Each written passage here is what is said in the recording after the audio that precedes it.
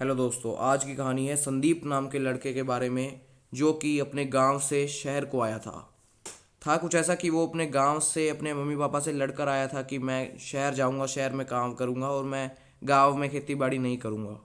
तो इसी कारण से वह शहर में आया गांव से भागकर कि यहाँ पर कुछ काम करे। अब वो यहाँ पर ऐसे फ्री तो बैठ नहीं सकता, उसको कोई काम तो करना पड़ेगा।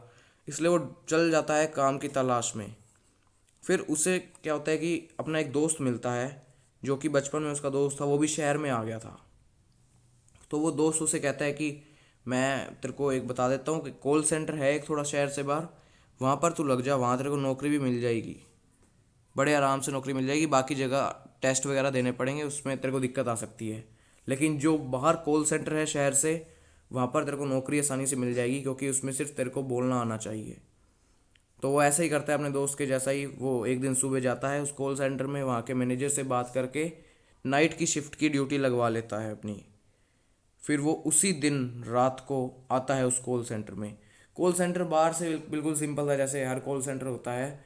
अंदर उसके एस्कोस्टिक फोम लगे थे ताकि इको को प्रिवेंट किया जा सके, और हर कोई अपना काम कर रहा था। लेकिन एक चीज़ थी, जैसे हर कॉल सेंटर में क्या होता है कि जो आदमी होता है वो हेडफोन लगा के बैठा होता है और कुछ ना कुछ बोल रहा होता है, लेकिन वहाँ पर ऐसा नहीं था।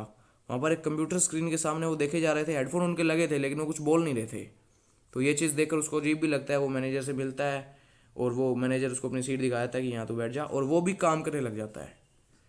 शुरू में वो कॉल उठाता है और कस्टमर की प्रॉब्लम को सोल्व भी करता है, और उसको रेटिंग भी मिलती है इस चीज़ की। फिर रात के करीब 12 बजे ना उसे कॉल आता है। वो कॉल अननोन नंबर से था, तो उसे वो फ़ोन आया और उसने उठाया तो वहाँ पर सिर्फ सांसों की आवाज़ आ रही थी और कुछ नहीं आवाज़ आ रही थी। तो उसने इसे नज़रअंदाज किया और फ़ोन काट दिया। और जो आसपास के लोग थे ना, वो भी ऐसे एक जगह ही देखे जा रहे थे। और फिर वो वापस से कॉल अटेंड करने लगता है और कस्टमर के प्रॉब्लम को सॉल्व करने लगता है। फिर रात के 2 बजे क्या होता है, एक उसी नंबर से फ़ोन आता है दोबारा। वो कॉल उसने उठाया और वहाँ से उस आवाज़ आई कि यहाँ से चले जाओ, ये हमारी जगह है। तो अब उसे बहुत अजीब लगने लगा क्योंकि बाहर के जो आसपास लोग थे ना, वो भी वहाँ पे नहीं थे, वो भी गायब हो चुके थे। सिर्फ कॉल सेंटर में वो अकेला बैठा था। अब वो क्या करता है, उस कुर्सी से उठता है और मैनेजर पास जाता है। मैनेजर को कहता है कि ऐसा ऐसा मेरे पास हुआ, और उसने सारी बात बताई मैनेजर को। उसने कहा कि सब ठीक है, तुम काम करो। फिर वो अपना काम करने वापस से लग जाता है। फिर ऐसी वो एक कॉल अटेंड करी उसने, और उस कॉल के ख़त्म होने के बाद उसको अपनी स्क्रीन पर एक फ़ोटो दिखाई देती है। वो फ़ोटो मतलब ऐसे अचानक से आई थी, अचानक से ऐसे फ़ोटो आई थी वो। और उसमें वही कॉल सेंटर था जिसमें वो भी काम कर रहा था, उसकी बाहर की फ़ोटो थी वो। और उसमें जो लोग थे ना, उनके चेहरे धुंधले थे और उन्होंने वाइट कपड़े पहने हुए थे उस फोटो में।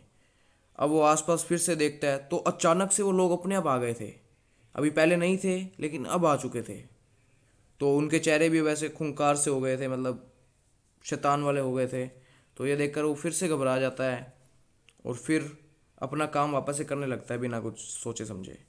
और फिर उसे दोबारा से कॉल आती है वही नंबर से, और फिर उसमें एक आदमी बोलता है कि तुम्हें समझ नहीं आई मेरी बात, मैंने तुम्हें जाने से कहा था, तुम क्यों नहीं जा रहे। अब वो और घबरा जाता है क्योंकि उसके हेडफोन लगे थे तो ज़्यादा किसी को सुन भी नहीं रहा था, इसलिए वो अपने यही सोचता है कि यार मैं किसी को नहीं बताना चाहता ऐसे। फिर अब वो क्या करता है, इस बार वो ना, जैसे एक ही नंबर से तीसरी बार ही कॉल आया था, तो अब उसने रिकॉर्डिंग चालू कर ली थी। अब वो रिकॉर्डिंग जाके मैनेजर को सुनाता है। फिर मैनेजर हंस पड़ता है कि यार तू क्या कर रहा है, बारी बारी मेरे पास आ रहा है, काम कर अपना। तो ऐसे उसको भेज देता है। फिर वो फिर से वो कॉल अटेंड करने लगता है। फिर रात के ना 4 बज गए थे, और अब ये ऐसा टाइम था कि मतलब ज़्यादा कॉल आ नहीं रहे थे। तो अब वो स्क्रीन पे फ्री बैठा था तो ज़्यादा कॉल भी नहीं अटेंड कर रहा था, तो उसे नींद आ जाती है। और नींद आती है उसे, फिर उसका थोड़ी देर बाद फ़ोन बजता है। फिर वो उठता है फ़ोन पिक करने के लिए। तो जैसे ही वो आंखें खोलता है ना, उसे दिखता है कि जो भी स्टाफ था ना, वो उसके कंप्यूटर के चारों तरफ खड़ा था और उसे एकदम घूर रहा था। और उस स्टाफ की आंखें काली थी और उनकी आंखों से खून आ रहा था। उनके जो हाथ के नाखून थे वो पूरी तरह से जले हुए थे, और उनकी स्किन जो है वो अजीब तरीके से मतलब काली थी। ये सारी चीज़ें संदीप ने बताई हैं बाद में। तो फिर वो घबरा जाता है, मतलब जैसी आंखें खोलते हैं आसपास सारे लोग थे, इंसान घबरा जाता है। फिर ये चीज़ देख के ना वो बेहोश हो जाता है। वो बेहोश हो जाता है और फिर उसकी आंख जब खुलती है तो उसके सामने दिन हो चुका था और जो गार्ड था कॉल सेंटर का वो उसे उठा रहा था। और आसपास अब कुछ कुछ नहीं था, एकदम नॉर्मल था सब कुछ। अब जो डे शिफ्ट वाले लोग थे वो आ चुके थे और एक डे शिफ्ट वाला लोग उसे उठा रहा था कि मेरी कुर्सी है तो उठ, तू नाइट शिफ्ट वाला है, जा अब घर पे जा। तो वो अब घबरा चुका था कि यार ये कैसे हो गया, मैं अब कहाँ था पता नहीं उसको कुछ, मतलब ऐसे एक होता है कि हमारी मेमोरी ऐसे हो गई थी उसकी डिस्टर्ब सी।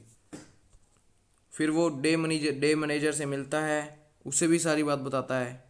फिर वो कहता है कि तू पहली बार आया है ना यहाँ, तो ऐसा हुआ है, यहाँ पर आगे से रात को कभी मत आना, आना हो तो डे शिफ्ट में आना, नाइट की शिफ्ट यहाँ पर इनकी लगती है जो भूत होते हैं। और जो नाइट मैनेजर है ना वो भी खुद वही है। तो अब वो क्या करता है कि बाहर जाता है और अपने उसी दोस्त को बताता है जिसने उसे कॉल सेंटर का आइडिया दिया था। फिर वो दोस्त उससे माफ़ी मांगता है कि भाई सॉरी, मैंने तुझे बताना भूल गया कि यहाँ पर रात को नौकरी मत लगना, दिन में लग जाना, रात को मत लगना। तो फिर वो अपने मम्मी पापा को भी सारी बातें बताता है और वही बातें बताता है जो मैंने अभी आपको बताई हैं। तो इस इंसिडेंट के बाद उसने अपनी कॉल सेंटर की नौकरी छोड़ दी और वो कभी भी कॉल सेंटर नहीं गया, ये वाला नहीं, कोई और भी कॉल सेंटर नहीं गया, वो कभी नहीं गया। और आजकल वो बैंक में क्लर्क की जॉब करता है और अच्छे पैसे कमाता है और अभी भी वो डे टाइम ही काम करता है। उसने कभी सोचा भी नहीं था कि एक इंसिडेंट उसकी पूरी ज़िंदगी को इस तरीके से बदल देगा कि वह एक नौकरी करने से डरेगा। अब एक अमेज़ोन कंपनी से उसको ऑफ़र भी आया था कि कॉल सेंटर में बेंगलोर के लिए, लेकिन उसने साफ साफ मना कर दिया। हालांकि वो डे शिफ्ट की थी बात, डे शिफ्ट में भी उसने मना कर दिया। और सोच सकते हो कॉल सेंटर की उसको पे कितनी दे रहे थे, 65,000 पर मंथ। और अभी जहाँ पर वो जॉब कर रहा है ना क्लर्क की, वहाँ पर उसे 50,000 पर मंथ मिलते हैं। लेकिन ज़्यादा पैसे के बावजूद भी वो वहाँ पर नहीं गया क्योंकि उसे पता है कि यहाँ जाना खतरे से खाली नहीं है। ठीक है दोस्तों, आज की कहानी इतनी ही थी, मिलते हैं अगली कहानी में।